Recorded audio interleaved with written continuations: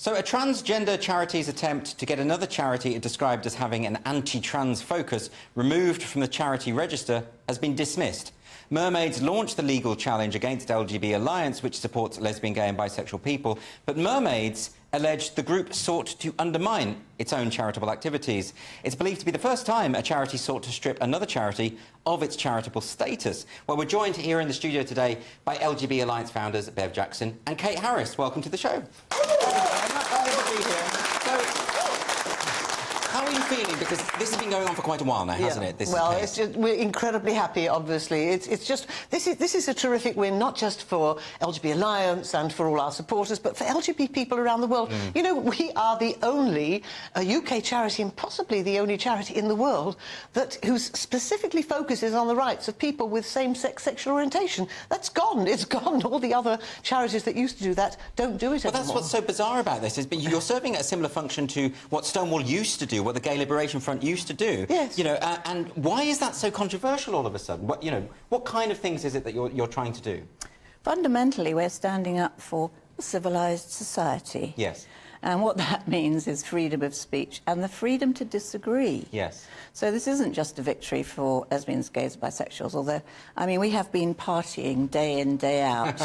We actually got the verdict on Wednesday. We were embargoed till Thursday, so we had to keep completely stum. Yes. Since then, we have just been so thrilled. It's such a relief, because this does mean that the liberal democracy that we cherish can go on. The case is that important. But what on earth do you think was going through the minds of the people at Mermaids? You know, just because they disagree with you that they should take away or attempt to take away your charitable status, what is their position here? What are they saying? Well, from the very moment that we announced that we were forming, we have been defamed and called horrible names simply because we call ourselves LGB. And what is this? LGB is simply about sexual orientation. It's about whether you're attracted to men or people of the same sex or both sexes. That's all it is. There might be different politics. Some people may be religious or not, mostly not.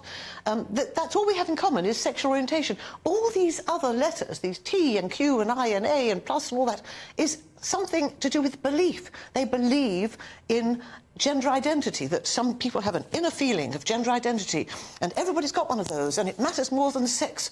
And that is what they have in common. We don't have any belief system in common.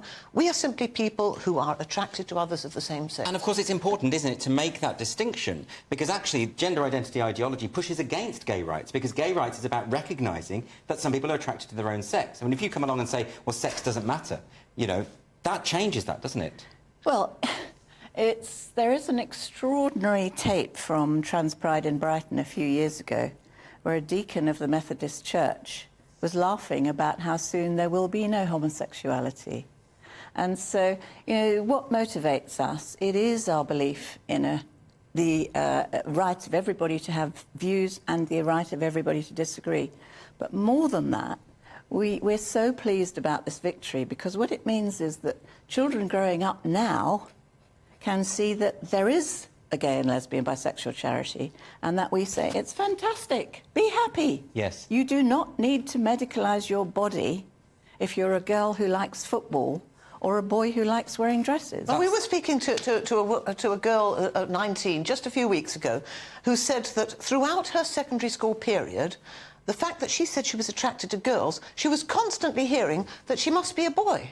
I mean, what is this? This is the kind of thing that people were told in the 1950s. A rather so-called girlish boy might be told, oh, you're really a girl. That is disgusting. That is sexist. I don't understand that anybody can think that's progressive. Yes. Now, one of the positive sides of the Mermaids case is that gender identity ideology was effectively put on the stand. Normally, gender ideologues say, we're not going to debate, we're not going to answer your questions. They had to defend it. It didn't work out very well for them, did it? Well, it's one of the reasons it's such a fabulous day is that we started LGB Alliance after 3 years, not 3 weeks, not 3 months, 3 years of trying to engage Stonewall to talk about issues of sex and gender. Yes. So when people say, oh, you set up LGB Alliance specifically to split the movement, or you set up LGB Alliance specifically to be horrible to trans people, no, we didn't.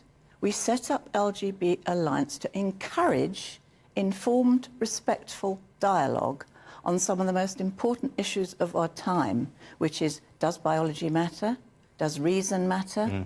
Do facts prevail over feelings? That's why we set it up. And as far as one of the reasons we've been celebrating, and I'm afraid we've run out of champagne, is that after 8 years, this mantra led by Stonewall of no debate and followed by literally hundreds of cottage industry TQIA plus groups, the era of no debate is well and truly over. Now, I don't know if you're aware of this, but there is an American playwright who's putting on, as a play, a transcript of the Mermaids on trial. Yes. And that's going on in London, I think, on the 22nd of July. Yes, we were told about this, and we were completely amazed that I mean, in a sense, it's not so amazing because the trial was an astonishing thing. How is it possible that in 2023 that we're going into court to defend the notion of what a lesbian is? Yes. And that Kate is... It was very upsetting for Kate. It was upsetting for me to have to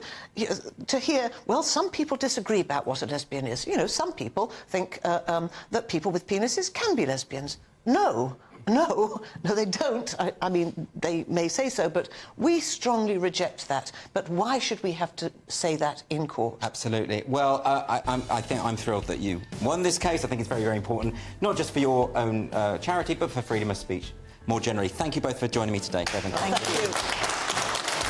And still to come, we're going to be joined by Sarah Phillimore, who's going to give us a legal take on the verdict. Do not go anywhere.